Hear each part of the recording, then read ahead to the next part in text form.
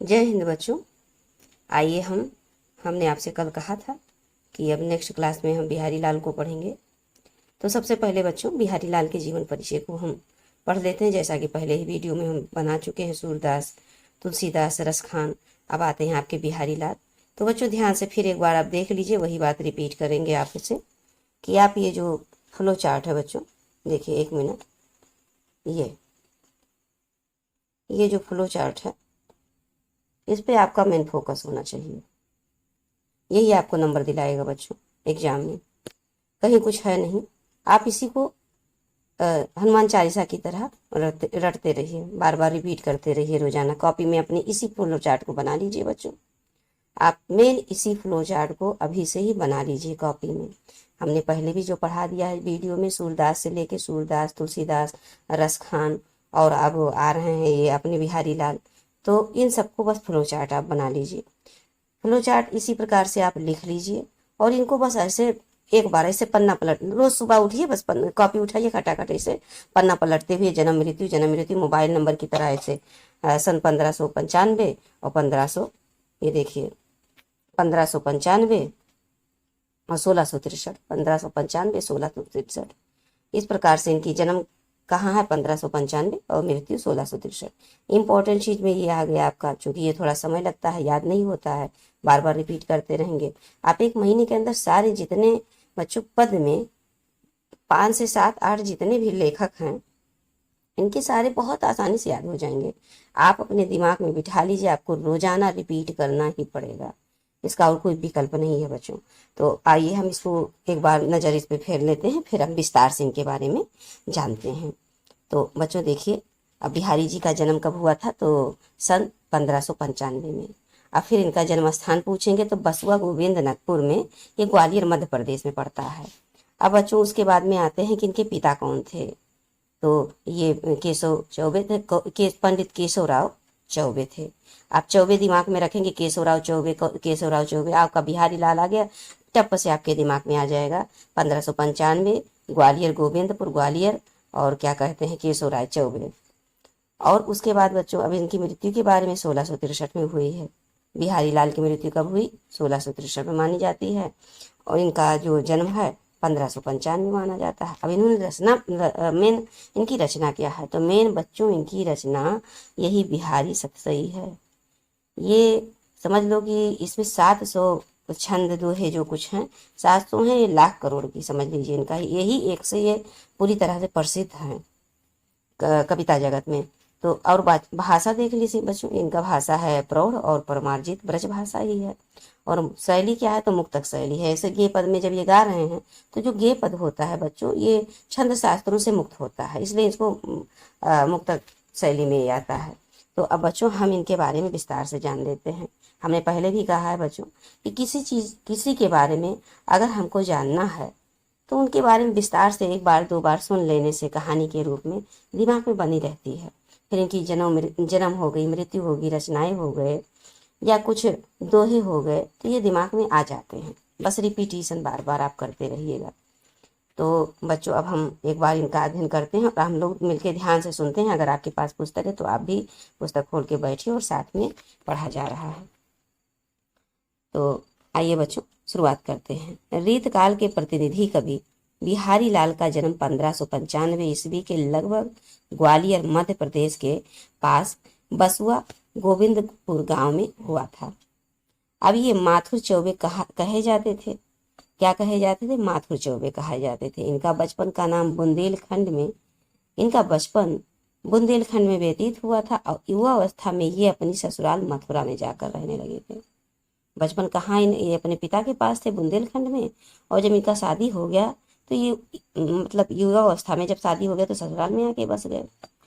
अब देखिए बच्चों यहाँ पर एक दोहा है कि जन्म ग्वालियर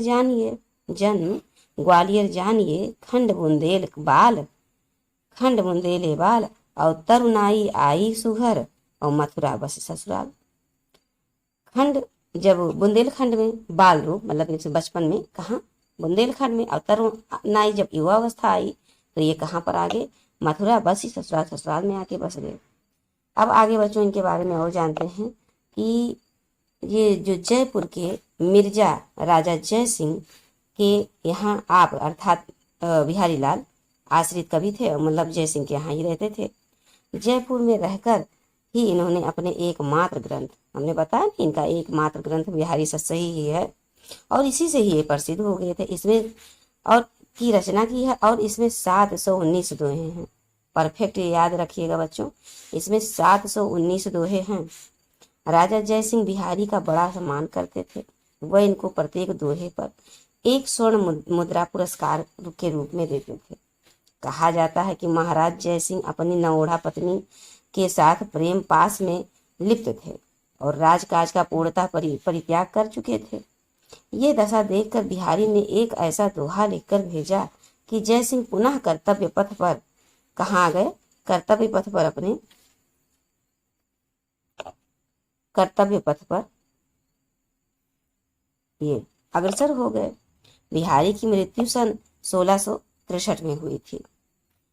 आगे देखिए बच्चों, बिहारी ने किसी लक्षण ग्रंथ की रचना नहीं की, फिर भी काव्य रचना करते समय इनका ध्यान काव्यांगों पर रहा। सतसई के अनेक दोहे रसों अलंकारों के उदाहरण के रूप में प्रस्तुत किए, और उसके बाद ये रीत काल के श्रेष्ठ कवियों में गिने जाते हैं। भक्ति, नीति तथा ऋतु वर्णन में भी इनके काव्य के विषय पर प्रधानता प्रेम और क्या श्रृंगार था, क्या था, प्रेम और श्रृंगार ही था। बिहारी सतसई मुक्तक काव्य रचना है और जिसमें मुक्त काव्य की सारी विशेषताएं विद्यमान हैं। बिहारी ने लगभग 700 दोहे की रचना की है। बिहारी ने दोहा जैसे छोटे छंद का प्रयोग विस्तृत अर्थ की सफल व्यंजना की है। किसी किसी दोहे में भी अभीष्ट अर्थ ग्रहण करने के लिए काव्य परंपरा का ज्ञान आवश्यकता होती है। बिहारी ने साहित्यिक ब्रज भाषा तथा मुक्तक शैली का प्रयोग किया है। कैसी भाषा है, तो साहित्यिक ब्रज भाषा है, और शैली कैसी है, तो मुक्तक शैली है। उसके बाद भाषा में शब्द योजना अव्यवस्थित है। कहीं कहीं उस समय के प्राचीन प्रचलित अरबी फारसी शब्दों को भी इन्होंने प्रयोग में ले लिया है, क्योंकि उन्हें उस समय अरबी फारसी शब्द ज्यादा थे। बच्चों थोड़ा सा इसको छोटा करना पड़ेगा। अरबी फारसी शब्द उस समय ज्यादा थे, और भाषा में शब्द योजना तथा वाक्य रचना बड़ी अव्यवस्थित है। कहीं कहीं पर उस समय के प्रचलित अरबी फारसी के शब्दों को भी इन्होंने प्रयोग किया है। केवल एक छोटे से ग्रंथ की रचना करके बिहारी साहित्य जगत में अमर हो गए। इनकी सतसई बहुत लोकप्रिय हुई और इसकी अनेक टीकाएं लिखी गई। टीकाएं अर्थात बच्चों कोई अन्य कवि जो होता है, इनकी कविता पर, इनकी दोहा पर, इनके सतसई पर अपने हिसाब से टीका लिखना, तो उसको टीकाएं कहते हैं, किसी अन्य कवि के द्वारा। और कई कवियों ने इनके दोहे पर आधारित अन्य छंदों की रचना भी की है। निसंदेह बिहारी ने गागर में सागर भर दिया है। इनके जो दोहे हैं सीधे क्या है, हृदय पर प्रहार करते हैं। इनके दोहे के विषय में निम्नलिखित उक्ति कह सकते हैं आप, कहा गया है, और इसको याद रखिएगा बच्चों कि सतसैया के दोहरे ज्यों नावक के तीर, और देखन में छोटे लगे और घाव करें गंभीर। तो ये दोहा बच्चों याद रखिएगा। अब आगे देखते हैं। अब इसको हरिऔध जी ने कहा है। किसने कहा है, ये भी बात इंपॉर्टेंट रखता है बच्चों। इसको बिहारी लाल ने नहीं कहा है, इनके बारे में हरिऔध जी ने ये बात कहा है। क्या कहा है कि सतसैया के दोहरे जो नावक के तीर, और देखन में छोटे लगे घाव करें गंभीर। इनके भले ही छोटे दोहे थे और एक ही बिहारी सतसही लिखा है इन्होंने, लेकिन इसके माध्यम से ये बहुत प्रसिद्ध हुए, और इसलिए इनके बारे में हमने ऊपर कहा नहीं कि अनेक अलग अलग कवियों ने इनकी बिहारी सतसही पर क्या है, टीकाएं लिखी हैं। तो इसमें हरिऔध जी भी हैं।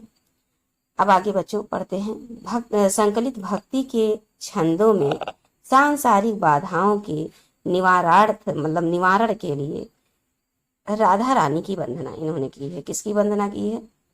राधा रानी की वंदना की है। कृष्ण के मुकुट, पीताम्बर, बांसुरी आदि का श्रृंगारिक वर्णन किया है। तो ज्यादातर बच्चों इनकी भक्ति में क्या है, श्रृंगार है। श्रृंगार रस और भक्ति रस आपको मिलेगी। उसके बाद में तथा कपट व आडंबर को भक्ति भावना में बाधक बताया है। क्या बताया है बच्चों, कपट जो है, ये कपट और जो है आडंबर, इसमें जो भक्ति भावना है इसमें ये बाधक बनाया है।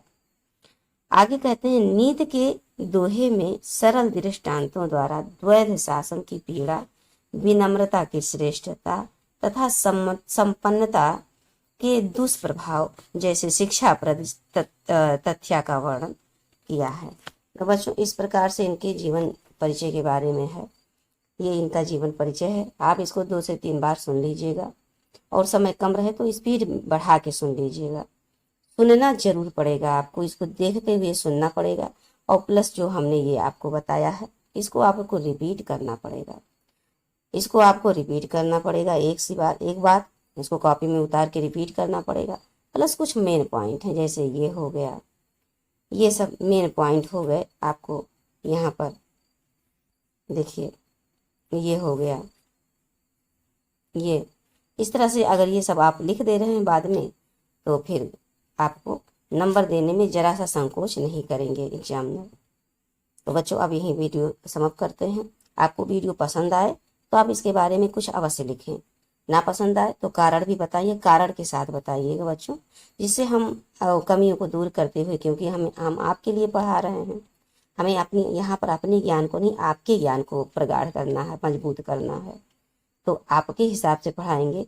अगर आपको कोई कमी है तो आप कमेंट के माध्यम से बताइए, उसमें सुधार होगी और फिर नेक्स्ट क्लास में और अच्छे से आपको व्याख्या करके पढ़ाया जाएगा। तो बच्चों अब नेक्स्ट क्लास में अब आप जानते हैं कि इन्हीं के भक्ति को पढ़ा जाएगा, फिर उसके बाद नीति को पढ़ा जाएगा, फिर इनसे संबंधित प्रश्न होंगे और फिर नेक्स्ट कभी पढ़ाएंगे। तो बच्चों अब यही वीडियो समाप्त करते हैं और मुझे पूरा विश्वास है आपको मेरी ये जो हमने अपना प्रयास किया है आपको समझ में आएगा। तो जय हिंद बच्चों, अब हम वीडियो समाप्त करते हैं। जय हिंद।